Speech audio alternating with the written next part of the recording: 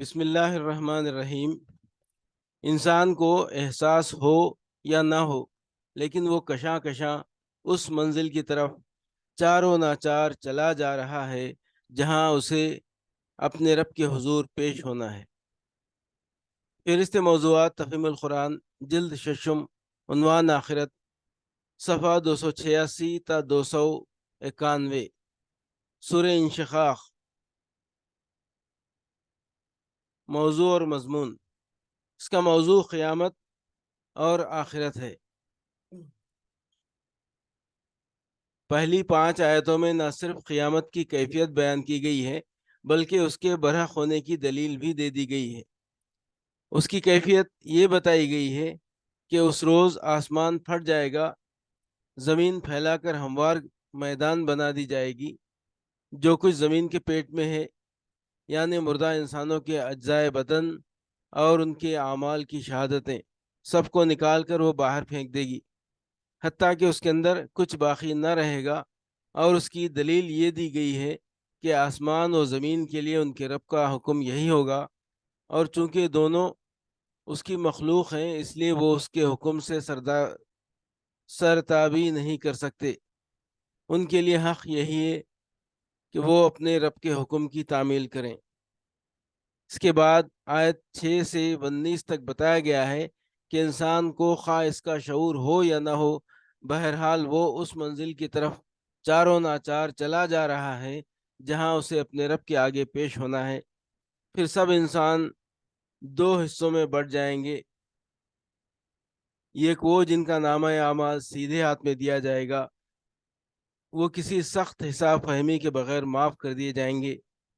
دوسرے وہ جن کا نامہ اعمال پیٹھ کے پیچھے دیا جائے گا، وہ چاہیں گے کہ کسی طرح انہیں موت آ جائے، مگر مرنے کے بجائے وہ جہنم میں جھونک دیے جائیں گے۔ ان کا یہ انجام اس لیے ہوگا کہ وہ دنیا میں اس غلط فہمی پر مبتلا مگن رہے کہ کبھی خدا کے سامنے جواب دہی کے لیے حاضر ہونا نہیں ہے، حالانکہ ان کا رب ان کے سارے اعمال دیکھ رہا تھا اور کوئی وجہ نہ تھی کہ وہ ان اعمال کی بازپرس سے چھوٹ جائیں۔ ان کا دنیا کی زندگی سے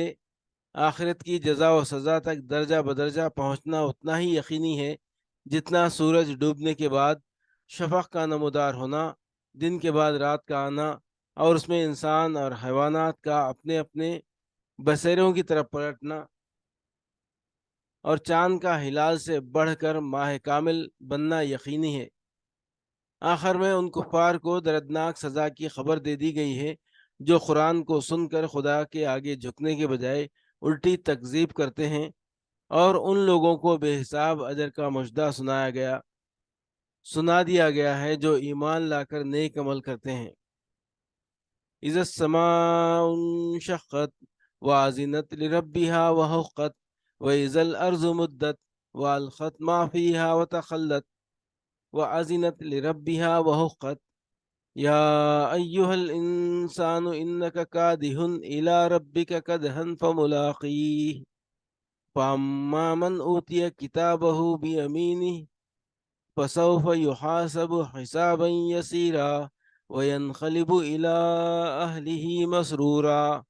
واما من اوتی کتابہ وراء ظہرہ فسوف یدعو ثبورا ویصلی سعیرا انہ کان فی اہلہ مسرورا انہ ظن ان لن یحور بلا ان ربہ کان بہ بصیرا فلا اقسم بالشفق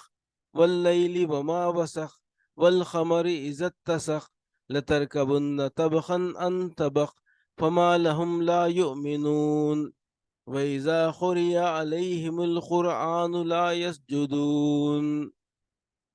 بل الذين كفروا يكذبون والله أعلم بما يوعون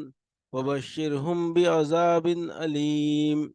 إلا الذين آمنوا وعملوا الصالحات لهم أجر غير ممنون۔ جب آسمان پھٹ جائے گا اور اپنے رب کے فرمان کی تعمیل کرے گا، اور اس کے لیے حق یہی ہے کہ اپنے رب کا حکم مانے، اور جب زمین پھیلا دی جائے گی اور جو کچھ اس کے اندر ہے اسے باہر پھینک کر خالی ہو جائے گی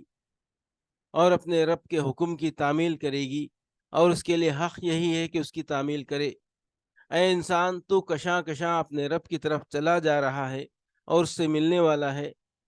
پھر جس کا نامہ اعمال اس کے سیدھے ہاتھ میں دیا گیا، اس سے ہلکا حساب لیا جائے گا اور وہ اپنے لوگوں کی طرف خوش خوش پلٹے گا۔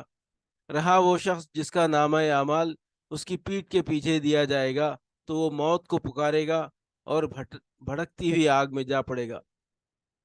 وہ اپنے گھر والوں میں مگن تھا، اس نے سمجھا تھا کہ اسے کبھی پلٹنا نہیں ہے۔ پلٹنا کیسے نہ تھا، اس کا رب اس کے کرتوت دیکھ رہا تھا۔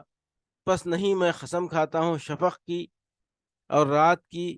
اور جو کچھ وہ سمیٹ لیتی ہے، اور چاند کی جبکہ وہ ماہ کامل ہو جاتا ہے، تم کو ضرور درجہ بدرجہ ایک حالت سے دوسری حالت کی طرف گزرتے چلے جانا ہے۔ پھر ان لوگوں کو کیا ہو گیا ہے کہ یہ ایمان نہیں لاتے، اور جب قرآن ان کے سامنے پڑھا جاتا ہے تو سجدہ نہیں کرتے، بلکہ یہ منکرین تو الٹا جھٹلاتے ہیں۔ حالانکہ جو کچھ یہ اپنے نامہ اعمال میں جمع کر رہے ہیں اللہ اسے خوب جانتا ہے، لہٰذا ان کو دردناک عذاب کی بشارت دے دو۔ البتہ جو لوگ ایمان لے آئے ہیں اور جنہوں نے نیک عمل کیے ہیں، ان کے لیے کبھی نہ ختم ہونے والا اجر ہے۔ اذا السماء انشقت واذنت لربها وحقت، جب آسمان پھٹ جائے گا اور اپنے رب کے فرمان کی تعمیل کرے گا۔ اصل میں اذنت لربها کے الفاظ استعمال ہوئے ہیں جن کے لفظی معنی ہیں وہ اپنے رب کا حکم سنے گا، لیکن عربی زبان میں محاورے کے طور پر اذن لہو کے معنی صرف یہی نہیں ہوتے کہ اس نے حکم سنا، بلکہ اس کا مطلب یہ ہوتا ہے کہ اس نے حکم سن کر ایک تابع فرمان کی طرح اس کی تعمیل کی اور ذرا سرتابی نہ کی۔ وَإِذَا الْأَرْضُ مُدَّتْ، اور جب زمین پھیلا دی جائے گی۔ زمین کے پھیلا دیے جانے کا مطلب یہ ہے کہ سمندر اور دریا پاٹ دیے جائیں گے، پہاڑ ریزہ ریزہ کر کے بکھیر دیے جائیں گے، اور زمین کی ساری اونچ نیچ برابر کر کے اسے ایک ہموار میدان بنا دیا جائے گا۔ سورہ طٰہٰ میں اس کیفیت کو یوں بیان کیا گیا ہے کہ اللہ تعالیٰ اسے ایک چٹیل میدان بنا دے گا جس میں تم کوئی بل اور سلوٹ نہ پاؤ گے۔ آیات 106 107۔ حاکم نے مستدرک میں عمدہ سند کے ساتھ حضرت جابر بن عبداللہ کے حوالے سے رسول اللہ صلی اللہ علیہ وسلم کا یہ ارشاد نقل کیا ہے کہ قیامت کے روز زمین ایک دسترخوان کی طرح پھیلا کر بچھا دی جائے گی، پھر انسانوں کے لیے اس پر صرف قدم رکھنے کی جگہ ہوگی۔ اس بات کو سمجھنے کے لیے یہ حقیقت نگاہ میں رہنی چاہیے کہ اس دن تمام انسانوں کو جو اول روز آفرینش سے قیامت تک پیدا ہوئے ہوں گے بیک وقت زندہ کر کے عدالت الہی میں پیش کیا جائے گا۔ اتنی بڑی آبادی کو جمع کرنے کے لیے ناگزیر ہے کہ سمندر، دریا، پہاڑ، جنگل، گھاٹیاں اور پست و بلند علاقے سب کے سب ہموار کر کے پورے کرۂ زمین کو ایک میدان بنا دیا جائے تاکہ اس پر ساری نوع انسانی کے افراد کھڑے ہونے کی جگہ پا سکیں۔ وَأَلْقَتْ مَا فِيهَا وَتَخَلَّتْ، اور جو کچھ اس کے اندر ہے اسے باہر پھینک کر خالی ہو جائے گی۔ مطلب یہ ہے کہ جتنے مرے ہوئے انسان اس کے اندر پڑے ہوں گے سب کو نکال کر وہ باہر ڈال دے گی، اور اسی طرح ان کے اعمال کی جو شہادتیں اس کے اندر موجود ہوں گی وہ سب بھی پوری کی پوری باہر آ جائیں گی، کوئی چیز بھی اس میں چھپی اور دبی ہوئی نہ رہ جائے گی۔ وَأَذِنَتْ لِرَبِّهَا وَحُقَّتْ، اور اپنے رب کے حکم کی تعمیل کرے گی، اور اس کے لیے حق یہی ہے کہ اس کی تعمیل کرے۔ یہ صراحت نہیں کی گئی ہے کہ جب یہ اور یہ واقعات ہوں گے تو کیا ہوگا، کیونکہ بات کا یہ مضمون اس کو آپ سے آپ ظاہر کر دیتا ہے کہ اے انسان، تو اپنے رب کی طرف چلا جا رہا ہے، اس کے سامنے حاضر ہونا ہے، تیرا نامہ اعمال تجھے دیا جانے والا ہے، اور جیسا تیرا نامہ اعمال ہوگا اس کے مطابق تجھے جزائے سزا ملنے والی ہے۔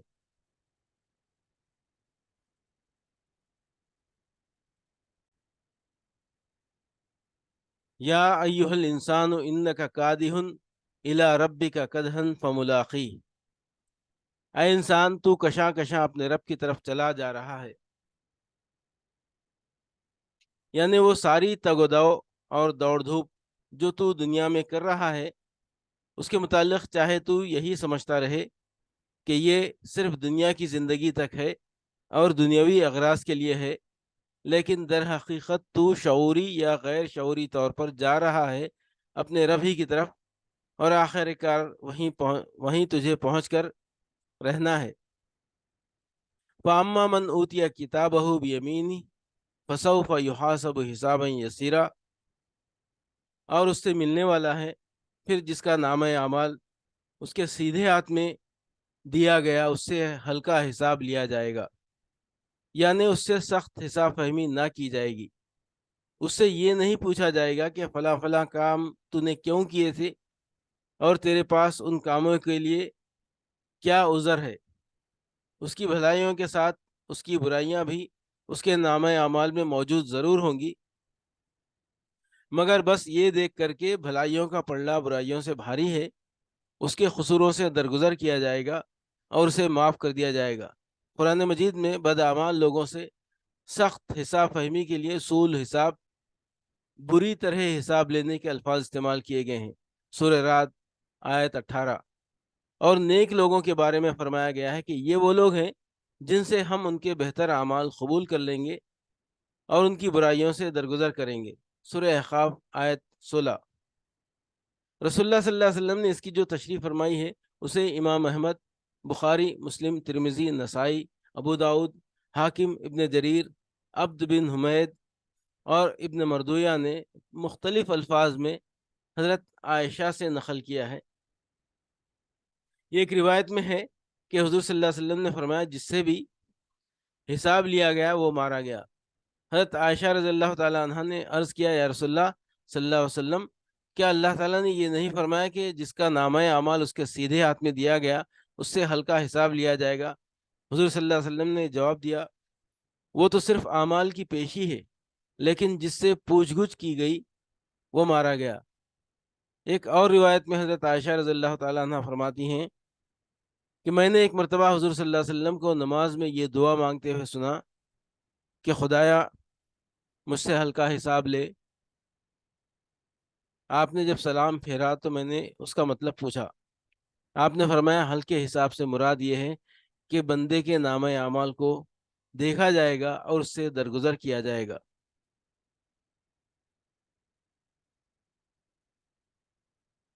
اے عائشہ، اس روز جس سے حساب فہمی کی گئی وہ مارا گیا۔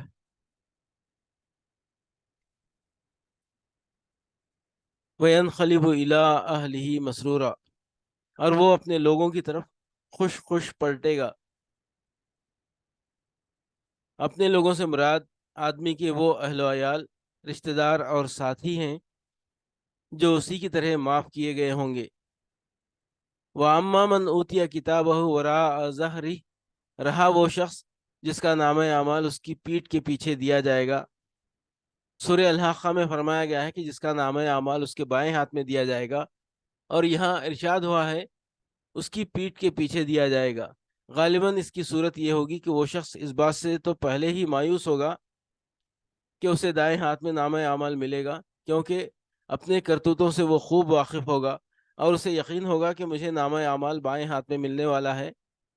البتہ ساری خلقت کے سامنے بائیں ہاتھ میں نامہ اعمال لیتے ہوئے اسے خفت محسوس ہوگی، اس لیے وہ اپنا ہاتھ پیچھے کر لے گا۔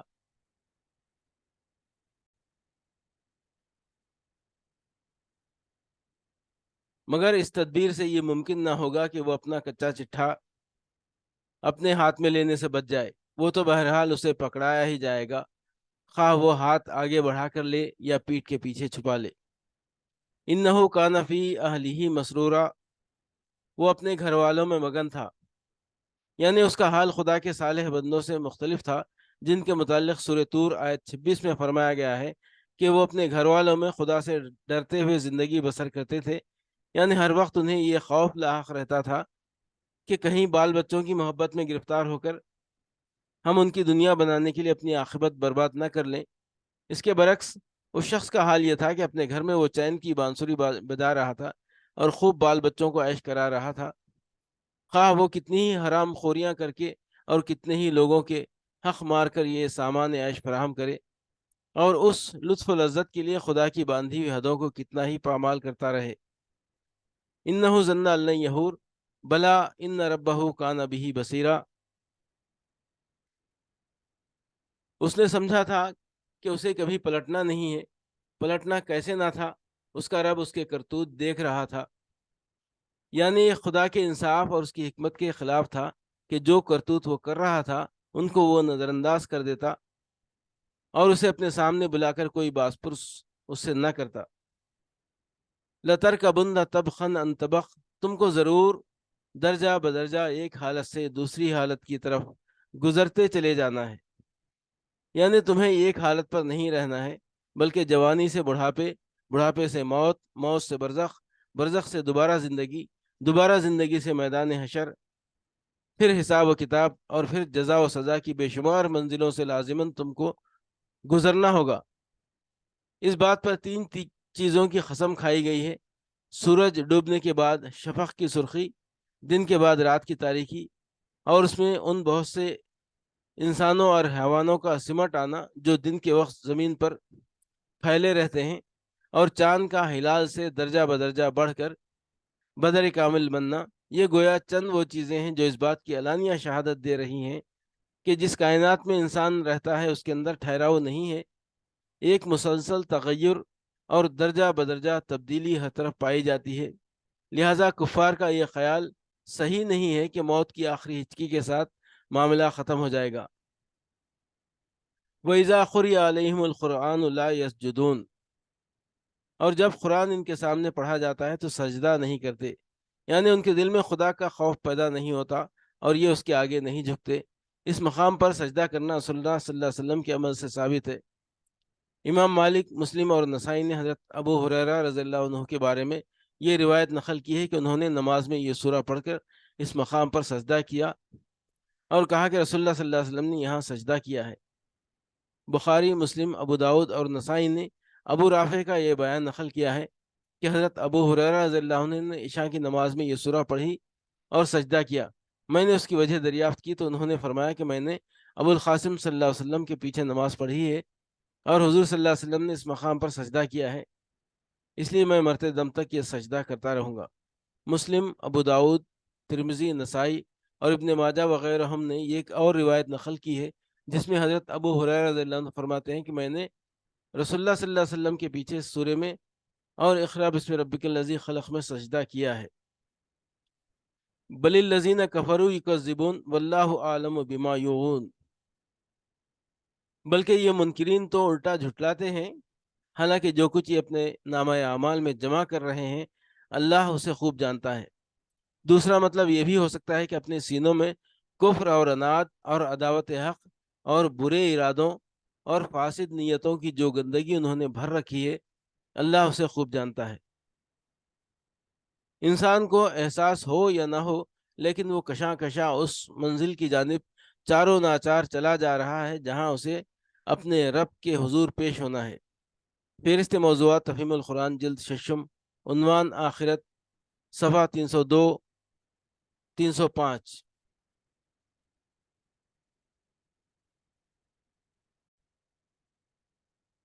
سورہ طارق، موضوع اور مضمون۔ اس میں دو مضمون بیان کیے گئے ہیں، یہ کہ انسان کو مرنے کے بعد خدا کے سامنے حاضر ہونا ہے، دوسرے یہ کہ قرآن ایک قول فیصل ہے جسے کفار کی کوئی چال اور تدبیر زک نہیں دے سکتی۔ سب سے پہلے آسمان کے تاروں کو اس بات کی شہادت میں پیش کیا گیا ہے کہ کائنات کی کوئی چیز ایسی نہیں ہے جو ایک ہستی کی نگہبانی کے بغیر اپنی جگہ قائم اور باقی رہ سکتی ہو۔ پھر انسان کا خود اس کی اپنی ذات کی طرف توجہ دلائی گئی ہے کہ کس طرح نطفے کی ایک بوند سے اس کو وجود میں لایا گیا اور جیتا جاگتا انسان بنا دیا گیا۔ اس کے بعد فرمایا گیا ہے کہ جو خدا اس طرح اسے وجود میں لایا ہے وہ یقیناً اس کو دوبارہ پیدا کر دینے پر قادر ہے، اور یہ دوبارہ پیدائش اس غرض کے لیے ہوگی کہ انسان کے ان تمام رازوں کی جانچ پڑتال کی جائے جن پر دنیا میں پردہ پڑا رہ گیا تھا۔ اس وقت اپنے اعمال کے نتائج بھگتنے سے انسان نہ اپنے بلبوتے پر بچ سکے گا اور نہ کوئی اس کی مدد کو آ سکے گا۔ خاتمہ کلام پر ارشاد ہوا ہے کہ جس طرح آسمان سے بارش کا برسنا اور زمین سے درختوں اور فصلوں کا اگنا کوئی کھیل نہیں بلکہ ایک سنجیدہ کام ہے۔ اسی طرح قرآن میں جو حقائق بیان کیے گئے ہیں وہ بھی کوئی ہنسی مذاق نہیں ہے بلکہ پختہ اور اٹل باتیں ہیں۔ کفار اس غلط فہمی میں ہیں کہ ان کی چالیں اس قرآن کی دعوت کو زک دے دیں گی، مگر انہیں خبر نہیں ہے کہ اللہ بھی ایک تدبیر میں لگا ہوا ہے، اور اس کی تدبیر کے آگے کفار کی چالیں سب دھری کی دھری رہ جائیں گی۔ پھر ایک فقرے میں رسول اللہ صلی اللہ علیہ وسلم کو یہ تسلی اور درپردہ کفار کو یہ دھمکی دے کر بات ختم کر دی گئی ہے کہ آپ ذرا صبر سے کام لیں اور کچھ مدت کفار کو اپنی سی کر لینے دیں۔ زیادہ دیر نہ گزرے گی کہ انہیں خود معلوم ہو جائے گا کہ ان کی چالیں قرآن کو زک دیتی ہیں یا قرآن اسی جگہ غالب آ کر رہتا ہے جہاں یہ اسے زک دینے کی کوشش کر رہے ہیں۔ والسماء والطارق وما ادراک ما الطارق النجم الثاقب ان كل نفس لما عليها حافظ فلينظر الانسان مما خلق من ماء دافق يخرج من بين الصلب والترائب إنه على رجعه لقادر يوم تبلى السرائر فما له من قوة ولا ناصر والسماء ذات الرجع والأرض ذات الصدع إنه لقول فصل وما هو بالهزل إنهم يكيدون كيدا وأكيد كيدا ومهل الكافرين أمهلهم رويدا۔ قسم ہے آسمان کی اور رات کو نمودار ہونے والے کی، اور تم کیا جانو کہ وہ رات کو نمودار ہونے والا کیا ہے؟ چمکتا ہوا تارا۔ کوئی جان ایسی نہیں ہے جس کے اوپر کوئی نگہبان نہ ہو۔ پھر ذرا انسان یہی دیکھ لے کہ وہ کس چیز سے پیدا کیا گیا ہے۔ ایک اچھلنے والے پانی سے پیدا کیا گیا ہے جو پیٹھ اور سینے کی ہڈیوں کے درمیان سے نکلتا ہے۔ یقیناً وہ خالق اسے دوبارہ پیدا کرنے پر قادر ہے۔ جس روز پوشیدہ اسرار کی جانچ پڑتال ہوگی، اس وقت انسان کے پاس نہ خود اپنا کوئی زور ہوگا اور نہ کوئی اس کی مدد کرنے والا ہوگا۔ قسم ہے بارش برسانے والے آسمان کی اور نباتات اگتے وقت پھٹ جانے والے زمین کی۔ یہ یہ ایک جچی تلی بات ہے، ہنسی مذاق نہیں ہے۔ یہ لوگ کچھ چالیں چل رہے ہیں اور میں بھی ایک چال چل رہا ہوں، بس چھوڑ دو اے نبی ان کافروں کو، ایک ذرا کی ذرا ان کے حال پر چھوڑ دو۔